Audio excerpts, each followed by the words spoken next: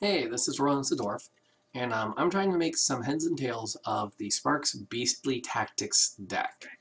Um, I've been playing with it a lot the last couple of days. I feel like I've gotten a pretty good feel for it. I'm playing the deck as written. The only difference is that I'm not using the Stampeding Kodo. I have a Stranglethorn Tiger in there, as I don't have that Kodo, and I'm really tight on Dust. A lot is in that opening mulligan. I don't really have a good opening drop. The Timberwolf is a support card. Unleash the Hounds is only good if there's a full board. And the Freezing Trap, I don't even know what I'm facing right now, so I'm going to toss those back. Now this seems to be the deciding factor. If I can open the game with a web spinner, I usually turn out okay. And again, I'm recording this, so I'm trying to get some feedback on my play style. So let's see what we can do here. I'm obviously going to open up with my one drop. And we'll end there. These things I find, these Argent Squires, are really nice little one-drop opening cards. And of course, the you must have it in Ruby and Egg. Given my choices, I'm going to save onto the Web Spinner again as a filler, so I don't end the turn with wasted mana. And let's go ahead and see what my draw is there. The Angry Chicken. Well, it is a beast, which is nice. I'll go ahead and stop there. I probably could have used the coin to throw the web spinner out and see what I got. Alright, now that trick I've seen a lot of as an easy way to get that on the board. And now I'm kind of glad I held on to my coin, because I'm just going to knock him out right off the bat. Now I could throw the coin to get another card out there, but I'm kind of itching to get that Stranglethorn Tiger into play. So I'm going to go ahead and take her out. Still got a little life in him, and we'll stop there. So that may have been my first mistake. But then again, I feel like I'm still in pretty good shape. The board's mostly balanced. And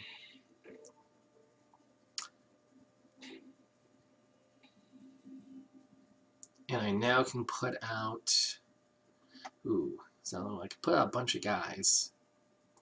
Start to fill the board up, or I can start putting out some big ticket items.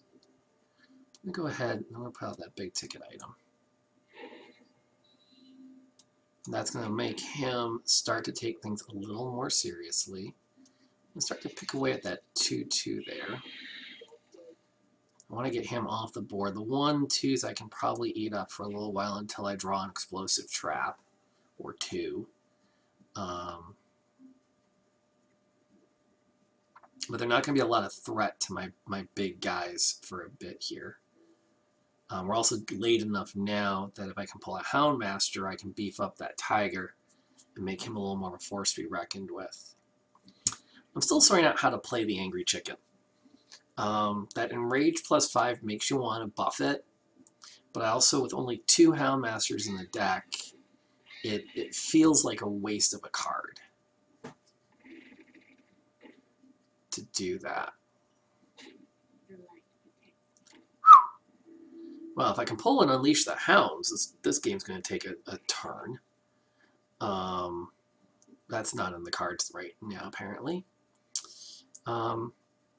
It's also pretty tempting to throw out that Timberwolf and really get some oomph. And now this is the challenge. I could start to pick my way through the mountain of minions, where I could hit him in the face and force him to start to deal coming back again, unless he can one-shot that Tiger. And again, this is where it's hard to know what to do. I'm going to go ahead and put him out. Alright, I'm going to wait another turn and see what I can pull out. So we'll make the face play, which opens that up. I'm going to hang on to my Timberwolf a little bit longer, but I am going to keep driving forward and basically making him deal with my minions. I'm facing facing 6 damage on the board, and he's facing 6. So if we keep exchanging, I have the advantage, it'll wash out.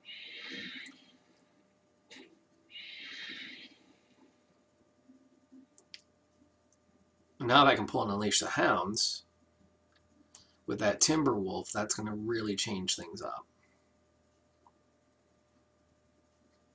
Or an explosive trap will also be pretty judicious and hard for him to avoid. He's going to have to trigger it. I think that's what he might be thinking.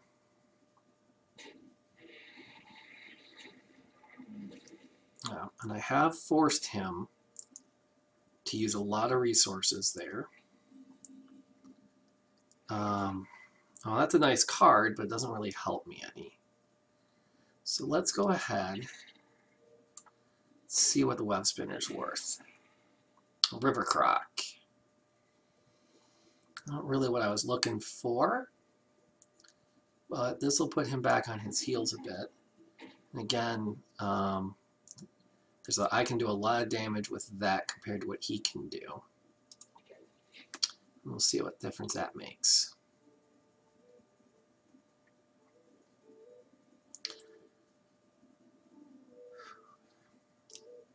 And maybe this is where I'm struggling with it, because I feel like the idea of making him deal with my pet, my minions, is a very aggressive stance, but the deck doesn't have a lot in the way of oomph.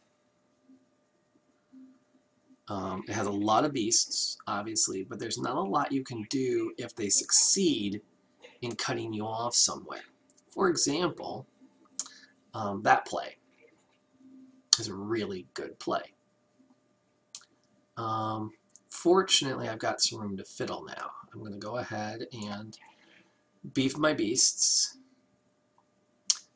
And then I'm going to unleash the hounds.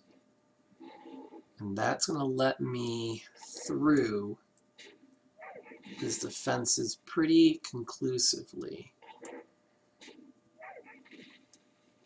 And I more or less now cleared the board again.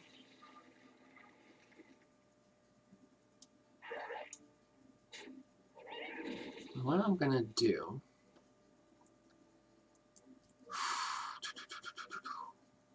I'm going to go ahead, I'm just going to throw the chicken in. And the crocolisk.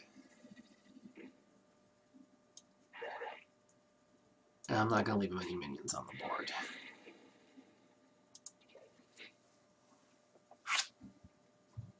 Now, another weakness I've had with this deck is right about now you'll notice I'm out of minions.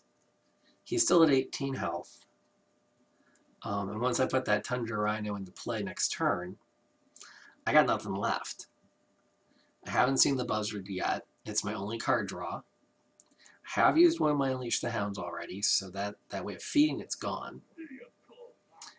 But I'm banking on something interesting happening that will let me push through here. And he's trying to figure out how he's going to get some bang for this. That's probably not a bad play. Now he is out of cards, so I do have a slight card advantage. I can play both of these this turn, which is nice. Let's see what I get. Huffer. It's a decent little bangy card. It feels weird tossing him, but there's no other way. Well, yeah, there's no other way to get him off the board without losing somebody. So my goal is going to be,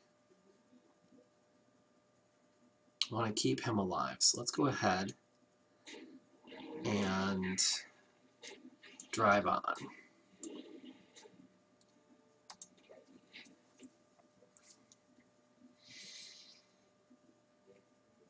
Now, one nice thing is if he pulls out a really crazy finishing card, I have enough, I still have that Hunter's Mark back. And I think part of the trick that I've learned with the deck over the last couple of days is that Hunter's Mark is gold. You cannot burn it until you know it is endgame. because what I'm finding in the early game, when you're fighting for that opening board control, it's very tempting to use it to help clear somebody off, and that just doesn't do it. Drop out the Savannah High Main, and that's game.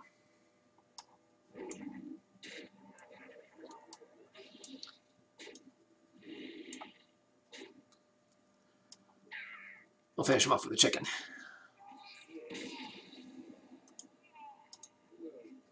Now, this worked out, and I feel like that is the way a win generally looks with this deck.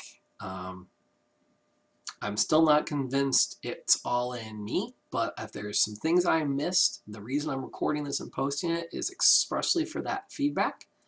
I'm not sure how to fix my concerns with the deck, which are mostly its lack of taunts and lack of card draw. Because if he had pulled something out or had a good card draw there at the end, I'm not sure how I would have countered it. That's the biggest thing. Now, one could argue that I didn't need to counter it because by turn 9, the game was over. So, anyway, there we are. That's what the deck looks like in my way of using it. And as you can see, it's a real beast-heavy deck. It's not a bad play. I'm not sure I find it fun, personally, because it's so reliant on just pounding away and hoping for the best. And there aren't a lot of cards to save you in a desperate situation. Doesn't feel like it, at least compared to playing a priest deck. But we'll see what happens. Feedback is obviously welcome. It's what I'm looking for by doing this. Keep your feet on the ground.